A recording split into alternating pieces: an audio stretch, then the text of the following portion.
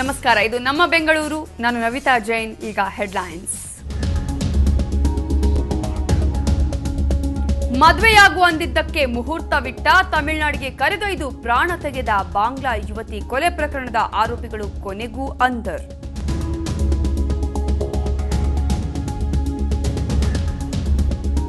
ಜಾಮೀನು ದೊರೆಯದಿದ್ದಕ್ಕೆ ನಿರಾಶೆ, ನ್ಯಾಯಾಧೀಶರ ಎದುರೇ ಕತ್ತು ಕೊಯ್ದುಕೊಂಡ ಯುವಕ, ಕೋರ್ಟ್ ಹಾಲಲ್ಲೇ ಕಳ್ಳತನ ಆರೋಪಿಯ ಆತ್ಮಹತ್ಯೆ ಯತ್ನ.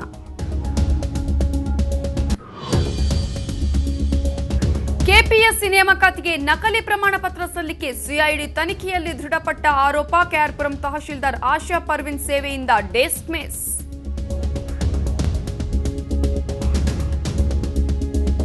ನಗರದಲ್ಲಿ ಮತ್ತೆ ಬರಲಿದೆ ಬ್ಯಾಂಡ್ ಪಾರ್ಕಿಂಗ್, ವಾಹನ ಸವಾರರ ಕೈ ಸುಡಲಿದೆ ದುಬಾರಿ ಫೀಸ್. ದಿವಾಳಿ ಬಿಬಿಎಂಪಿಯಿಂದ ಆದಾಯ ಸಂಗ್ರಹಕ್ಕೆ ಹೊಸ ಹಾದಿ.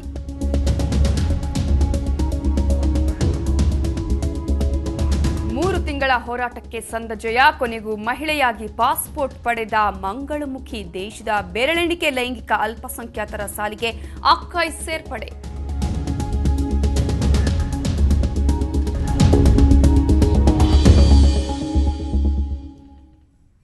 ಅದು 1 ವರ್ಷದ ಹಿಂದೆ ನಡೆದ ನಿಗೂಢ ಕೊಲೆ. ಬಾಂಗ್ಲಾ ಮೂಲದ ಯುವತಿಯೊಬ್ಬಳು ದುಷ್ಕರ್ಮಿಗಳಿಂದ ಕೊಲೆಗೀಡಾಗಿದ್ಲು. 1 ವರ್ಷದ ಹಿಂದೆ ಮಣ್ಣಲ್ಲಿ ಸೇರಿ ಹೋಗಿದ್ದ ಆ ಪ್ರಕರಣದ ಆರೋಪಿಗಳು ಇದೀಗ ಪೊಲೀಸರ ಅತಿಥಿಯಾಗಿದ್ದಾರೆ. ಈಕೆ ಹೆಸರು ಅಂಜಲಿ ಅಲಿಯಾಸ್ ನಸ್ರೀನ್. ಬಾಂಗ್ಲಾ ಮೂಲದವಳು. ಕೆಲ ವರ್ಷಗಳ ಹಿಂದೆ ಬೆಂಗಳೂರಿಗೆ ಬಂದಿದ್ದ ಅಂಜಲಿ ನಿಗೂಢವಾಗಿ ಕೊಲೆಯಾಗಿ ಹೋಗಿದ್ಲು. ತಮಿಳುನಾಡಿನ ಕೃಷ್ಣಗಿರಿ ತಾಲೂಕಿನ ಗ್ರಾಮವೊಂದರಲ್ಲಿ ಮಣ್ಣು ಪಾಲಾಗಿದ್ಲು. ಘಟನೆ ನಡೆದ 1 ವರ್ಷದ ಬಳಿಕ ಸುಬ್ರಹ್ಮಣ್ಯ ನಗರ ಪೊಲೀಸರು ಎಲ್ಲ ಕೊಲೆಗಡಕರನ್ನ ಬಂಧಿಸಿದ್ದಾರೆ. ಆರೋಪಿಗಳಾದ ಲಕ್ಷ್ಮೀಶ, ವಿನೋದ್ ಕುಮಾರ್, ಮೋಹನ್ ಹಾಗೂ ಮಧು ಈಗ ಪೊಲೀಸ್ ಅತಿಥಿಗಳಾಗಿದ್ದಾರೆ. ಅದೇ ರೀತಿ 4 ಜನರನ್ನ ನಾವು ವಿಚಾರಣೆಗೆ ಒಳಪಡಿಸಿ ಸಾಕಷ್ಟು ಅವರಿಂದ ನಾವು ಮಾಹಿತಿಯನ್ನು ಸಂಗ್ರಹಣೆ ಮಾಡಿದಾಗ ಇವರು ಹೋದ ವರ್ಷ ಈ ರೀತಿ ಕೊಲೆ ಮಾಡಿದಾರಂತ ನಮ್ಮ ಮುಂದೆ ಬಾಯ್ಬಿಟ್ರು. ಸೊ ಈಗಾಗಲೇ ಇದ್ರ ಬಗ್ಗೆ ಒಂದು ಮರ್ಡರ್ ಪ್ರಕರಣವನ್ನು ದಾಖಲೆ ಮಾಡಿದ್ದೀವಿ. ಮತ್ತೆ ಈ 4 ಜನ ಆರೋಪಿತರು ನಮ್ಮ ಕಸ್ಟಡಿಯಲ್ಲಿದ್ದಾರೆ. ಅಷ್ಟಕ್ಕೂ ಈ ಬಾಂಗ್ಲಾ ಯುವತಿಯ ಕೊಲೆಗೆ ಕಾರಣವಾಗಿದ್ದು ಆರೋಪಿಯ ಅನೈತಿಕ ಸಂಬಂಧ. ಲಕ್ಷ್ಮೀಶನಿಂದ ಗರ್ಭಿಣಿಯಾದ ಅಂಜಲಿ ತನ್ನನ್ನು ಮದುವೆಯಾಗುವಂತೆ ಪೀಡಿಸ್ತಾ ಇದ್ಲು. ಹೀಗಾಗಿ ಅಂಜಲಿ ಮರ್ಡರ್ಗೆ ಸ್ಕೆಚ್ ಹಾಕಿದ ಲಕ್ಷ್ಮೀಶ ಕಳೆದ ವರ್ಷ ಆಗಸ್ಟ್ ನಲ್ಲಿ ದೇವಸ್ಥಾನಕ್ಕೆ ಕರೆದುಕೊಂಡು ಹೋಗುವ ನೆಪದಲ್ಲಿ ತಮಿಳುನಾಡಿಗೆ ಕರೆದೊಯ್ತಾನೆ. ಅಲ್ಲಿ ಆಕೆಯನ್ನ ಪ್ರಜ್ಞೆ ತಪ್ಪಿಸಿ ಕೊಲೆಗೈಯುತ್ತಾನೆ. ಎಲ್ಲಾದರೂ ಬೇರೆ ಕಡೆ ಕರ್ಕೊಂಡು ಹೋಗಿ ಈ ಅಂಜಲಿನ ಮುಗಿಸ್ಬೇಕಂತ ಇವರೆಲ್ಲ ಪ್ಲಾನ್ ಮಾಡಿದ್ರು. ಸೊ ಹಾಗಾಗಿ ಹೋದ ವರ್ಷ ಆಗಸ್ಟಲ್ಲಿ ಇವಳನ್ನ ಒಂದು ಟಾಟಾ ಇಂಡಿಕಾ ಕಾರಲ್ಲಿ ಕರ್ಕೊಂಡು ಕೃಷ್ಣಗಿರಿಗೆ ಹೋಗಿ ಅಲ್ಲಿ ದೇವಸ್ಥಾನ ನೋಡ್ಕೊಂಡು ಬರೋಣ ಅಂತ ಕರ್ಕೊಂಡು ಹೋದ್ರು. ಅಲ್ಲಿ ಕೃಷ್ಣಗಿರಿ ಹತ್ರ ಅಲ್ಲಿ ಒಂದು ಹಳ್ಳಿ ಇದೆ, ಚೆನ್ನಕೋಟಕೋಳಂ ಅಂತ. ಆ ಹಳ್ಳಿ ಹತ್ರ ಹೋದಾಗ ಇವಳನ್ನ ಒಂದು ಸ್ಲೀಪಿಂಗ್ ಟ್ಯಾಬ್ಲೆಟ್ ಕೊಟ್ಟು ಅನ್ಕಾನ್ಷಿಯಸ್ ಇರೋ ಸಂದರ್ಭದಲ್ಲಿ ಇವಳನ್ನ ಸ್ಟ್ರ್ಯಾಂಗ್ಯುಲೇಟ್ ಮಾಡಿ ಕೊಲೆ ಮಾಡ್ತಾರೆ. ಈ ಸಂಬಂಧ ಯಾವುದೇ ಪ್ರಕರಣವೂ ದಾಖಲಾಗಲಿಲ್ಲ. ಆದ್ರೆ ಕಳೆದ ತಿಂಗಳು ಆರೋಪಿ ವಿನೋದ್ ಕುಮಾರ್ನನ್ನ ಬೇರೆ ಪ್ರಕರಣಗಳಿಗೆ ಸಂಬಂಧಿಸಿದಂತೆ ವಶಕ್ಕೆ ಪಡೆದುಕೊಂಡು ವಿಚಾರಣೆ ನಡೆಸಿದಾಗ ಈ ಯುವತಿ ಕೊಲೆ ಬೆಳಕಿಗೆ ಬಂದಿದೆ.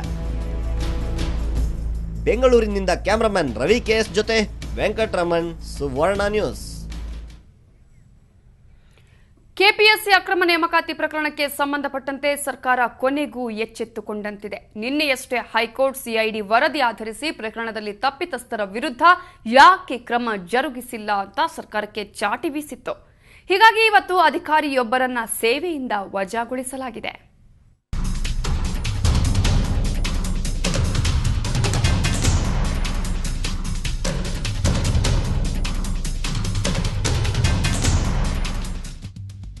ಉಪ್ಪು ತಿಂದವರು ನೀರು ಕುಡಿಯಲೇಬೇಕು. ಕೆಆರ್ಪುರಂ ತಹಶೀಲ್ದಾರ್ ಆಶಾ ಪರ್ವಿನ್ ಪಾಲಿಗೂ ಈ ಮಾತು ನಿಜವಾಗಿದೆ. ಹೌದು, 1998ನೇ ಸಾಲಿನಲ್ಲಿ ನಡೆದಿದ್ದ ಕೆಪಿಎಸ್ಸಿ ಅಕ್ರಮ ನೇಮಕಾತಿ ಪ್ರಕರಣ ಆಶಾ ಪರ್ವಿನ್ ಪಾಲಿಗೆ ಹಾವಾಗಿ ಸುತ್ತಿಕೊಂಡಿದೆ. ನಕಲಿ ಆದಾಯ ಹಾಗೂ ಜಾತಿ ಪ್ರಮಾಣ ಪತ್ರ ಕೊಟ್ಟು ನೇಮಕಾತಿ ಹೊಂದಿದ್ದ ಪರ್ವಿನ್ರನ್ನ ಸರ್ಕಾರ ಸೇವೆಯಿಂದ ವಜಾಗೊಳಿಸಿದೆ. ಅಂದಹಾಗೆ ಆಶಾ ಪರ್ವಿನ್ ಅವರ ಈ ಭಾಗನಾಡಿ ಕೆಲಸ ಸಿಐಡಿ ತನಿಖಾ ವರದಿಯಲ್ಲೂ ದೃಢಪಟ್ಟಿತ್ತು. ಇಷ್ಟಕ್ಕೂ ಸಿಐಡಿ ವರದಿಯಲ್ಲೇನಿದೆ ಅಂತ ನೋಡೋದಾದ್ರೆ, ತಿದ್ದಿದ ನಕಲಿ ಜಾತಿ ಹಾಗೂ ಆದಾಯ ಪ್ರಮಾಣ ಪತ್ರವನ್ನ ಪರ್ವಿನ್ ಕೆಪಿಎಸ್ಸಿ ನೇಮಕಾತಿಗೆ ಸಲ್ಲಿಸಿದ್ರು. ಪ್ರವರ್ಗ 2ಬಿಯಲ್ಲಿ ಹುದ್ದೆಗಿಟ್ಟಿಸಲು ಪರ್ವಿನ್ ಪ್ರಮಾಣ ಪತ್ರಗಳಲ್ಲಿ ತಿದ್ದುಪಡಿ ಮಾಡಿದ್ರು. ಅಷ್ಟೇ ಅಲ್ಲ, ಪ್ರಮಾಣ ಪತ್ರದಲ್ಲಿ ವಿತರಣೆ ದಿನಾಂಕವನ್ನ ಸ್ವತಃ ತಾವೇ ತಿದ್ದಿದ್ರು. ಜೂನ್ 26, 1998ರಂದು ನೀಡಿದ್ದ ಪ್ರಮಾಣ ಪತ್ರವನ್ನ ಮಾರ್ಚ್ 9, 1998ರಂದು ಪಡೆದಂತೆ ತಿದ್ದುಪಡಿ ಮಾಡಿದ್ರು ಅನ್ನೋದು ಸಾಕ್ಷ್ಯಾಧಾರ ಸಮೇತ ಸಾಬೀತಾಗಿದೆ.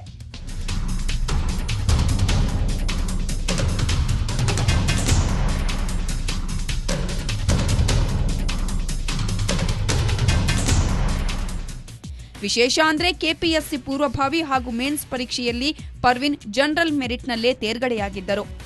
ಜನರಲ್ ಮೆರಿಟ್ ಅಲ್ಲಿ ಕೆಲಸ ಸಿಕ್ಕೋ ಎಲ್ಲಾ ಅವಕಾಶವೂ ಇತ್ತು. ಆದ್ರೂ ಎಡವಟ್ಟು ಮಾಡಿ ಈಗ ಕೆಲಸಕ್ಕೆ ಕುತ್ತು ತಂದುಕೊಂಡಿದ್ದಾರೆ. ಇನ್ನು 1998, 99, 2004ರಲ್ಲಿ ಗ್ರೂಪ್ ಎ ಮತ್ತು ಬಿ ಹುದ್ದೆಗಳಿಗೆ ನೇಮಕ ಆಗಿರೋ ಬಹುತೇಕ ಅಭ್ಯರ್ಥಿಗಳ ಮೇಲೆ ಸಾಕಷ್ಟು ಅಕ್ರಮಗಳ ಆರೋಪಗಳೆಲ್ಲವೂ ಸಿಐಡಿ ತನಿಖಾ ವರದಿಯಲ್ಲಿ ದೃಢಪಟ್ಟಿವೆ. ಆದರೆ ಆಶಾ ಪರ್ವಿನ್ರನ್ನ ವಜಾ ಮಾಡಿರೋ ಸರ್ಕಾರ ಮಿಕ್ಕವರ ವಿಷಯದಲ್ಲಿ ಮೌನವಾಗಿದೆ. ಕೋರ್ಟ್ ಜೊತೆಯೂ ಕಣ್ಣಾಮುಚ್ಚಾಲೆ ಆಡ್ತಾ ಇದೆ. ಜಿ ಮಹಂತೇಶ್, ಸುವರ್ಣ ನ್ಯೂಸ್. ವಿವಿಧ ಆಸ್ಪತ್ರೆಯಲ್ಲಿ ಕಾರ್ಯನಿರ್ವಹಿಸ್ತಾ ಇದ್ದ ನರ್ಸ್ಗಳ ಕಾಯಮಾತಿ ನೆಪದಲ್ಲಿ ಕೋಟ್ಯಾಂತರ ರೂಪಾಯಿ ಗೋಲ್ಮಾಲ್ ನಡೆದಿರೋದು ಬೆಳಕಿಗೆ ಬಂದಿದೆ. ದುಡ್ಡು ಕೊಟ್ಟಿರೋ ನರ್ಸ್ಗಳೇ ಇದೀಗ ಮರಳಿ ದುಡ್ಡು ಪಡೆಯಲು ಪರದಾಡ್ತಿದ್ದಾರೆ. ಈ ಗೋಲ್ಮಾಲ್ನಲ್ಲಿ ಮೈಸೂರಿನ ಬಿಜೆಪಿ ಕಾರ್ಪೊರೇಟರ್ ಪ್ರೀತಂ ನಂದೀಶ್ ಹೆಸರು ಪ್ರಮುಖವಾಗಿ ಕೇಳಿಬಂದಿದೆ.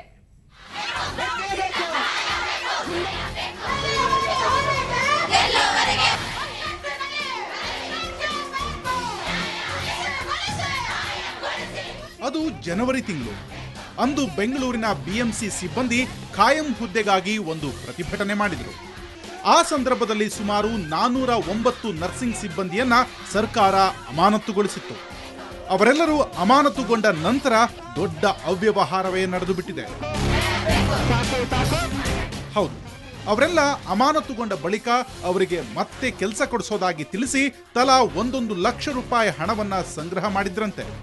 ಅಂದ್ರೆ ಸುಮಾರು 5 ಕೋಟಿ ಕೊಟ್ರೆ ಕೆಲಸಕ್ಕೆ ಮತ್ತೆ ಹಿಂದಿರುಗಬಹುದು ಅಂತ ಆಮಿಷವಡ್ಡಿ ಅವರೆಲ್ಲರ ಬಳಿ ಹಣವನ್ನ ವಸೂಲಿ ಮಾಡಿದ್ರಂತೆ. ಹೀಗೆ ಹಣವನ್ನ ವಸೂಲಿ ಮಾಡಿರುವುದು ಬೇರೆ ಯಾರೂ ಅಲ್ಲ, ಅದು ಮೈಸೂರು ಕಾರ್ಪೊರೇಟರ್ ಹಾಗೂ ಶಂಕರಲಿಂಗೇಗೌಡರ ಪುತ್ರ ನಂದೀಶ್ ಪ್ರೀತಂ ಎಂದು ಇವರೆಲ್ಲ ಆರೋಪಿಸಿದ್ದಾರೆ.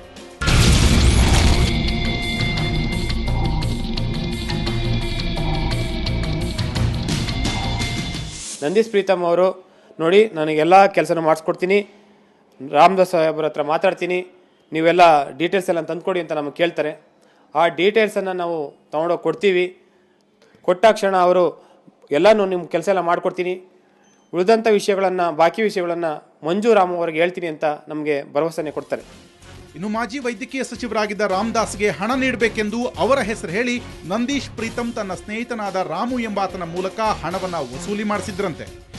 ಈ ವಿಷಯವನ್ನ ಮೈಸೂರು ನಿವಾಸಿ ಹಾಗೂ ಫೋಟೋಗ್ರಾಫರ್ ರಾಮು ಸ್ವತಃ ಒಪ್ಕೊಂಡಿದ್ದಾರೆ. MLA ಎಲೆಕ್ಷನ್, ಈಗ ಎಲೆಕ್ಷನ್ ಕಳೆದು ಬಿಡಿ, ನಮ್ಮ ಅಪ್ಪನೇ ಕ್ಯಾಂಡಿಡೇಟು, ಎಲೆಕ್ಷನ್ ಕಳೆದು ಬಿಡಿ ನಾನು ಮಾಡಿಕೊಡ್ತೀನಿ ಅಂದರು. ಎಲೆಕ್ಷನ್ ಆದಮೇಲೆ ಕೇಳಿದ್ದಕ್ಕೆ ನಮ್ಮ ಮೇಲೆ ACP ಆಫೀಸಲ್ಲಿ ಕಂಪ್ಲೇಂಟ್ ಕೊಟ್ಟಿದ್ದಾರೆ. ನಾವು ಹೋಗಿ ದುಡ್ಡು ಕೇಳಿದ್ಕೆ, ಅಣ್ಣ ಮಿಕ್ಕಿದ ದುಡ್ಡು ಕೊಡಿ, ಕಷ್ಟಪಟ್ಟು ಕೊಟ್ಟಿದ್ರೆ ದುಡ್ಡು ಕೊಡಿ, ದಯವಿಟ್ಟು ನಮ್ಮನ್ನ ಸಾಯಿಸ್ತಾ ಇದ್ದಾರೆ ಜನ ಅಂತ ಕೇಳಿದ್ದಕ್ಕೆ ACP ಆಫೀಸಲ್ಲಿ ಕೊಲೆ ಬೆದರಿಕೆ ಹಾಕಿದ್ದಾನೆ, ನನಗೆ ನನ್ನ ಹೆಂಡತಿ ಮಗುನ ಕಿಡ್ನಾಪ್ ಮಾಡ್ತಾನೆ ಅಂದ್ಬಿಟ್ಟು ACP ಆಫೀಸಲ್ಲಿ ನಂದೀಶ್ ಪ್ರೀತಂ ಅವರು ನಮ್ಮ ಮೇಲೆ ಕಂಪ್ಲೇಂಟ್ ಕೊಟ್ಟಿದ್ದಾರೆ.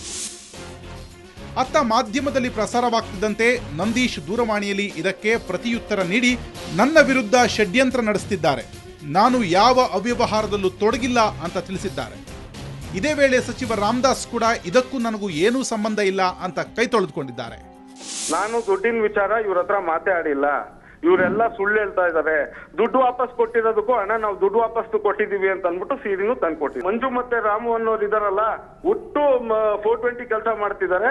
ನಮ್ಮ ಜೀವನದಲ್ಲಿ ಒಂದೇ ₹1 ಲಂಚವನ್ನ ಯಾವುದೇ ಪೇಷಂಟ್ ಮತ್ತು ಯಾರಿಂದನೂ ಕೂಡ ನಾವು ಪಡೆಯಲ್ಲ ಅಂತ ಹೇಳಿ ಅದು ತಾಯಿ ಭಾರತಾಂಬೆ ಮೇಲೆ ಅವತ್ತಿನ ಎಲ್ಲರೂ ಸಾಮೂಹಿಕವಾಗಿ ಪ್ರಮಾಣವನ್ನು ಮಾಡಿದಂತಹ ದಿನ ಮಾರ್ಚ್ 19ನೇ ತಾರೀಕು. ಆ ದಿವಸ ನಾನು ಯಾವತ್ತೂ ಮರೆಯುವಂಥದ್ದಲ್ಲ.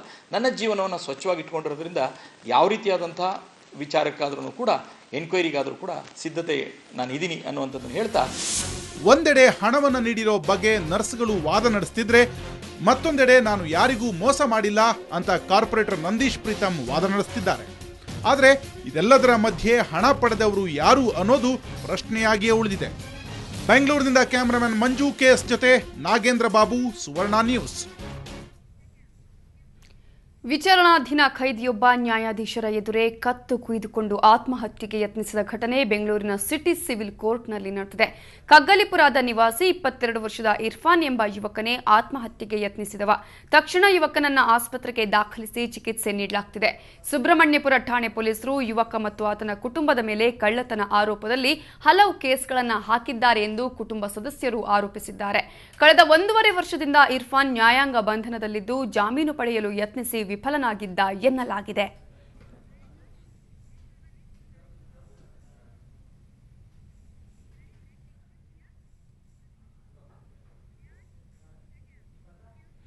ಈಗ ಒಂದು ಚಿಕ್ಕ ಬ್ರೇಕ್ ಆದ್ಮೇಲೆ ಮತ್ತೆ ನಮ್ಮ ಬೆಂಗಳೂರು.